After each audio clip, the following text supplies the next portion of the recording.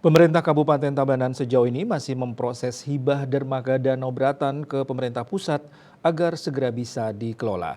Jika sudah akan dilakukan kajian oleh Badan Riset dan Inovasi Daerah Tabanan terkait konsep pengelolaannya ke depan.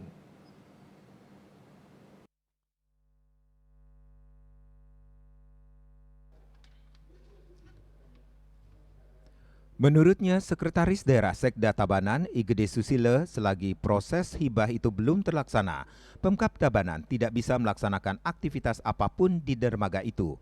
Ia menyebutkan, Dinas Perhubungan Tabanan sudah secara intens melakukan komunikasi dengan pemerintah pusat terkait proses hibah ini.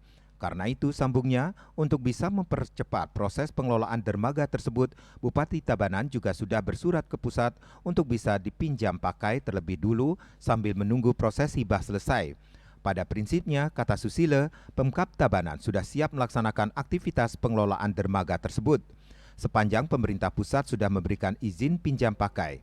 Sebelumnya, Bupati Tabanan Dr. Iko Manggede Sanjaya menyampaikan, dermaga ini dinilai akan mampu mendongkrak peningkatan PAD Kabupaten Tabanan dari sisi penambahan destinasi objek wisata air.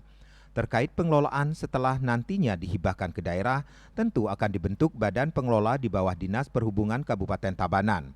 Dengan adanya dermaga yang dikelola dengan baik serta dilengkapi regulasi payung hukum yang jelas, tentunya selain bisa menampilkan sejumlah atraksi kesenian wisata air dan lainnya, akan bisa mendatangkan PAD dengan sistem satu pintu. Dengan demikian, tidak ada lagi kawasan liar di areal tersebut.